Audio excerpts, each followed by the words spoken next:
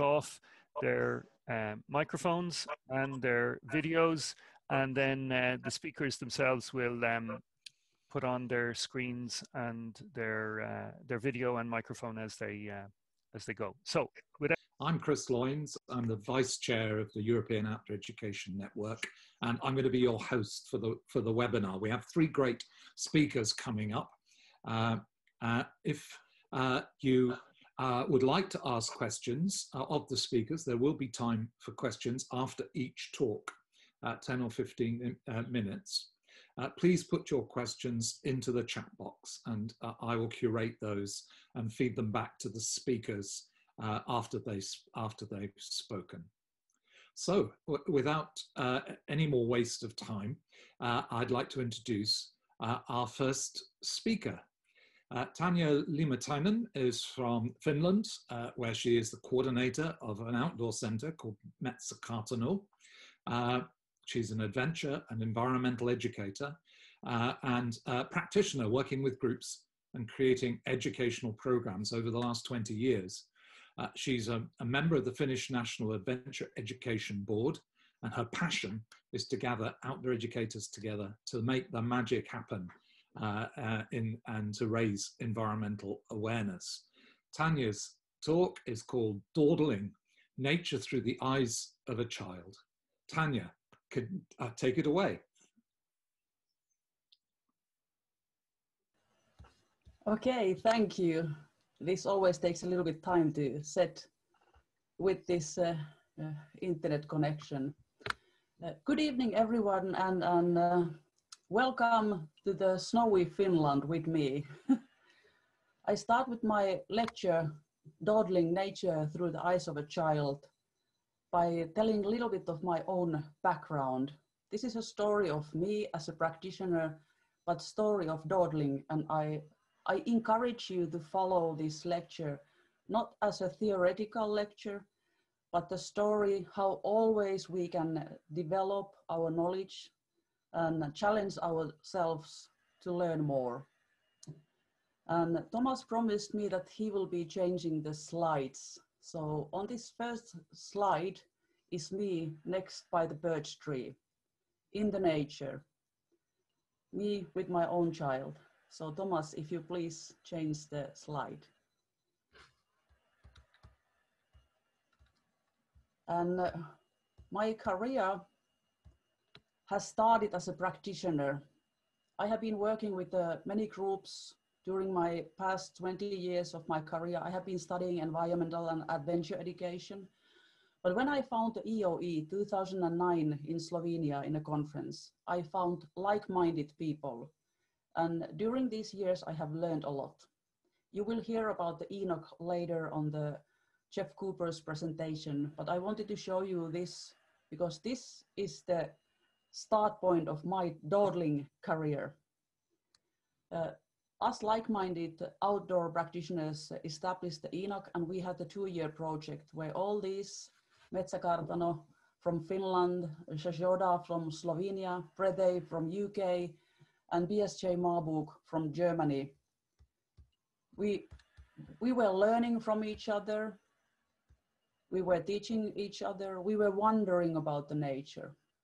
And Thomas, you can change the next slide. And during this project, I met Martin Vollmer from BSJ Marburg, and he introduced me this different and weird term, dawdling. My background is in hard skills and taking people using adventure education to the nature.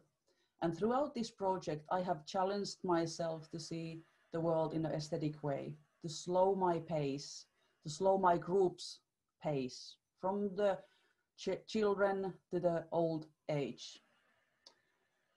And the next slide is telling something about this word. So Thomas, if you change the slide. Dawdle by the Cambridge Dictionary. The definition of dawdle, to do something or go somewhere very slowly. And this last part I don't like, taking more time than necessary. Stop dawdling, you'll be late for school. Because what I learned from this ENOC project using aesthetic approaches is that the taking time is the most important thing what you can do. And then the next slide is asking a question, important question. What do we know about the nature benefits in early childhood? We all have come with the different kinds of studies around the world.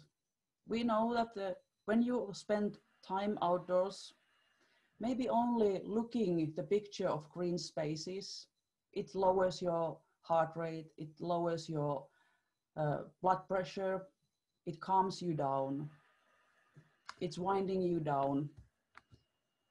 And through these studies,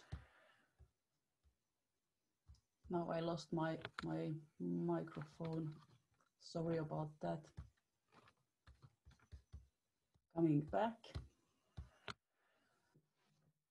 So the nature benefits, sorry about that stop. Nature benefits are already studied. We know the fact.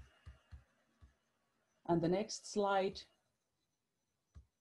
is telling, do we know enough? Why are we not using, did you change the slide, Thomas? So why do we not use the nature benefits enough? We know that like when we go outdoors, all the physical, psychological and cognitive benefits are in our use.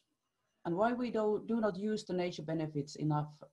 The studies are showing that the children are spending their time by the screen, and it has been increasing year by year. And we know we are now on a webinar, we are facing the screen.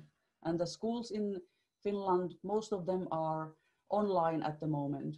So the screen time in the everyday life and free time is increasing, but also at the same time,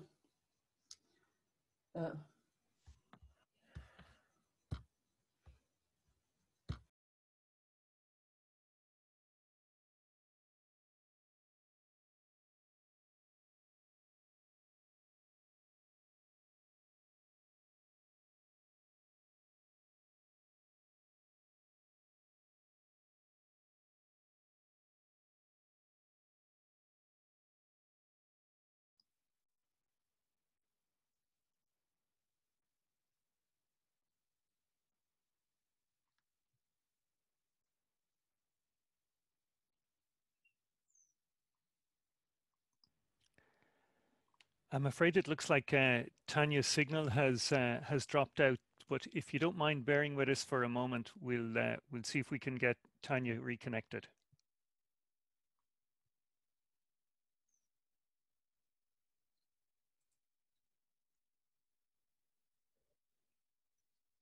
Maybe it's a practical demonstration of what it means to dawdle.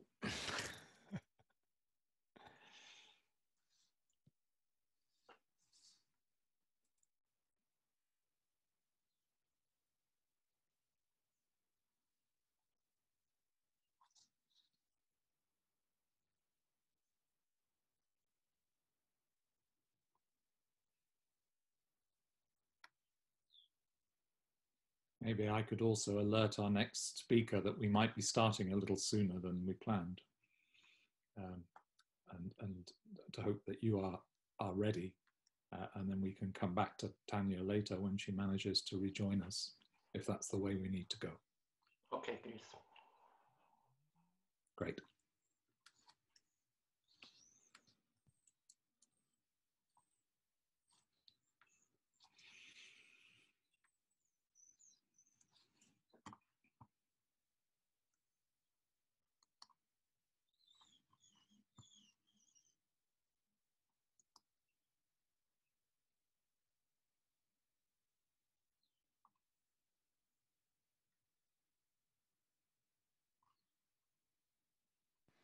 Okay, folks, Tanja is actually going to continue on now.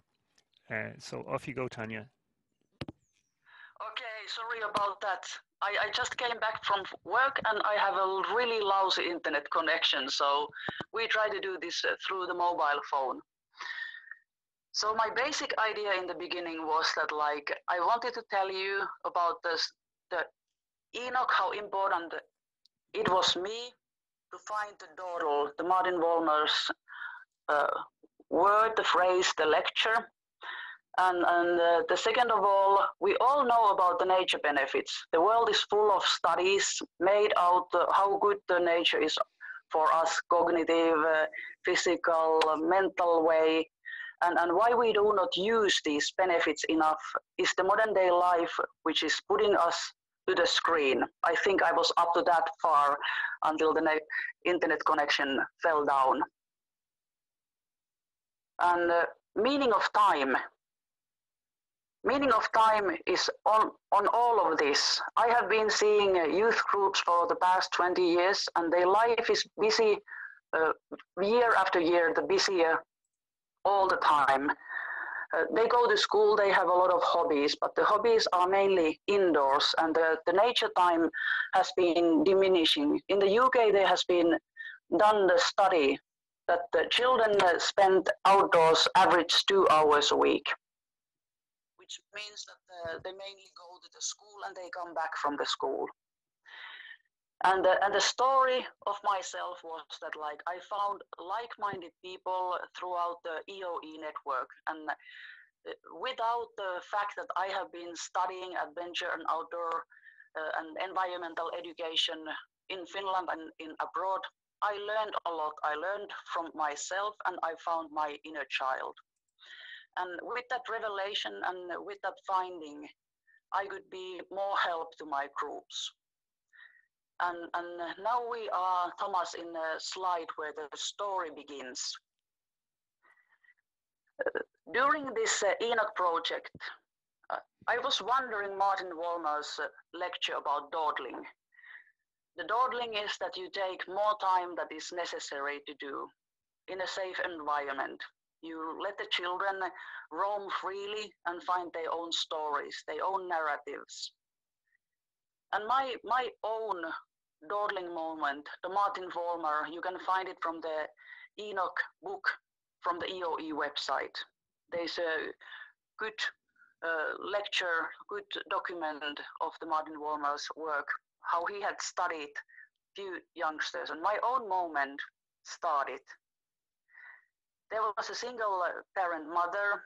She was really tired and negative towards her child because the child was a 4-year-old boy on the verge of having ADHD diagnosis.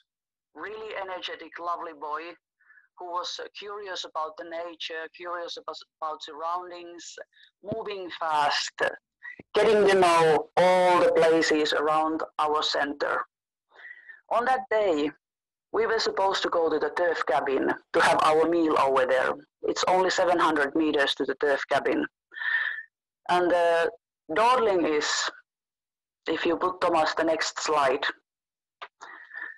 The parents, us adults, we had the point A, which is the pink main building, and the 700 meters, there's a trail. It's a running track. It's a yellow line over there. And our idea was that, like, we go as fast as possible to the point B, which is the final destination to have our meal. When we started our journey, the boys started to roam around. And if you put the Thomas, the slide where you can see the green trail also. The boy didn't go too far from the main track. But what he did was purely amazing and opened my eyes to the dawdling. And the point of my lecture was to challenge us, the outdoor practitioners, to look our work and to see how we can give more time in a safe surroundings to our groups. During that walk, the boy was stopping to see the river, the trees, the first snow, and he had the narrative, the story in his head. But every time the mother was saying no and stopping him, trying to make him behave like the way he thought that like children should behave. And if you put the Thomas, the slide where we have these pictures, the Dawdling to me was, the boy started the journey, the first 100 meters he was going straight with us, and then he found a stick and he became a knight and he started his own fight with the demons. He was slaying the dragon. Along the way we had a few streams and he had the imaginary rafting trip. But all the time the mother was saying, no, come back, you are gonna get wet. You're gonna fall to the stream. But next moment, he was a rabbit. He was jumping with his 2 feet and saying, rabbit, rabbit, rabbit, rabbit. Again, the mother was saying, no, no, come back, you are gonna get wet. We had a lucky trip. We had the first snow and the boy was laying on his back in the snow and eating the snowflakes. And the mother was saying, you will be completely wet, you will get sick, stand up. The next moment the boy wanted to roll on the snow. There was a small hill, he wanted to roll down. Mother said no, but she continued walking. Boy looked at me, I didn't say no. He started rolling down and came quickly by his mother, but was happy and said that like I was a living log. The rest of the evening, he was riding a log in a turf cabin and he was horseback riding and he had his own story. But what happened along the way, the mother was saying no and no and no, and I started to talk to the mother and telling the boy's story. I started from the beginning. I was telling when he had this stick that now we have a knight, an honorable knight having his fight and slaying the dragons. I stand by the boy next to the stream, making sure that he doesn't fall to the stream. And when the boy was jumping and playing the rabbit, I said to the mother, look, can you see, can you hear your son is having a third narrative, the third story. He's really clever, he's really wise boy. Along the way, the amount of no's was less after every story, every narrative. And at the turf cabin, mother started to cry and said that like, this is the first time that anybody was acknowledging his boy having any talent. And with that, the next day, the mother was not saying no anymore. I saw that she wanted to say no. She was close by the boy and making sure that he was not under any danger. And for me, this was a Dawdling revelation. After all this long career, I have learned from my colleagues, from the EOE colleagues, from the ENOC colleagues, and I wanted to give you through this lecture a possibility to look your own work, that like we can learn from each other all the time. I wanted to start this lecture by giving the theoretical lecturers a possibility to give you more background, and maybe you will get your own revelation, your own Dawdling moment that will help you along your work.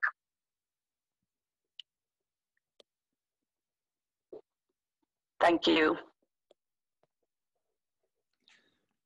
Tanja, thank you so much for such a intriguing and thought-provoking story and idea. I don't know which language the word dawdling comes from. It's certainly a word in English, but probably doesn't start there. Please feel free, people, to put your questions for Tanja into the chat box if you would like to. Tanja, your account suggests, certainly this young person, but I wonder, is it something that all young people dawdle by nature, or do we need to help them to go slow? That was a question that I was supposed to give to all of you, because what Martin Lindner said, that like they always are also the children that already by nature act like us adults, so that they see the point B and they want to go to the point P. And I'm still wondering in my work, how can I help those children who have already been taught to go straight to the point B? And I would love to study this more and have colleagues alongside me throughout the Europe to find the ways to give the safe surroundings and to dawdle using the aesthetic approaches without any that you have to have this actual real point B. So this young man was a pioneer in that sense, and really stood out for not being socially constructed by the adult world, and continuing to engage the way that he wanted to. Is that he was unusual in that respect? I think his dawdling ability was stronger because of this maybe ADHD or other attention disorder. I wish that ability to all the children, especially to all our adults, because before this lecture, I did my own dawdling moment. I roam in the forest with my dog, and usually I have an exact trail on my mind, which takes approximately 1 hour. But I reminded myself of this boy, and it took 2.5 hours, and I was really happy afterwards, and much more relaxed what I usually am after walking in the forest with my dog. Another aspect of your story that you didn't spend so much time on, but seems really important, is that the mother was present and affected by the experience too. Do you do a lot? Do you tend to work with families rather than with young people? And what do you see as the benefits of working in a family context with parents and carers present? Throughout the past few years, I have been working more with the families, and I see the great value of working with the families. Actually, I came just half an hour before this lecture from the family group. The children were a little bit younger, so I couldn't get so much contact with the children, but my biggest moment so far before this dawdling moment with this boy has been the disabled group from UK, where there were young teenagers from 16 to 19-year-old disabled youngsters with their parents. And the biggest transformation happened in parents when they saw the ability in their children. So they had their backbone straight. The parents left with more confidence, because the youngsters already had been participating in the adventure education projects for 1 year in UK. They knew what they can do, but the parents didn't know. That sounds empowering, because then they can go forward together with the new understanding of each other. That sounds like a terrific approach. Di Collins has put up a comment in the chat box. Di, do you want to speak to that yourself, to share your perspective?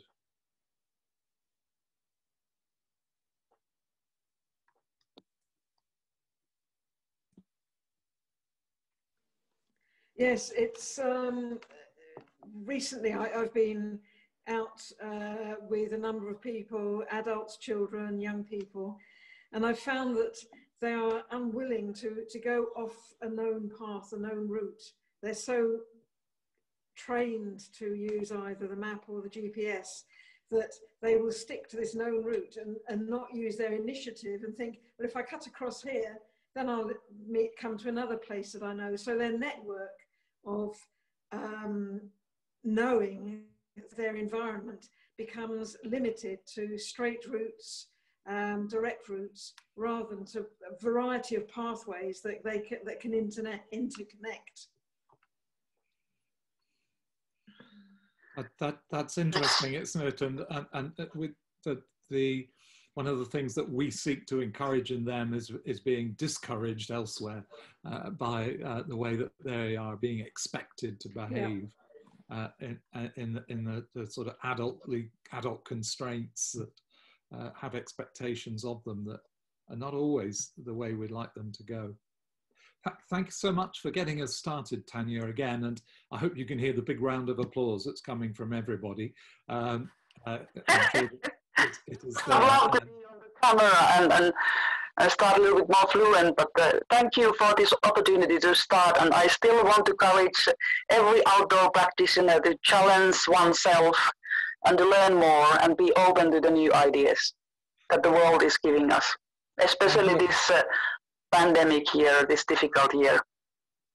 Well, thank you for those thoughts. And I think you've become a benchmark for how to be cool when the internet fails us, because you seem to be extremely unflustered by having to switch from one way of presenting to another. And so thank you again for your time.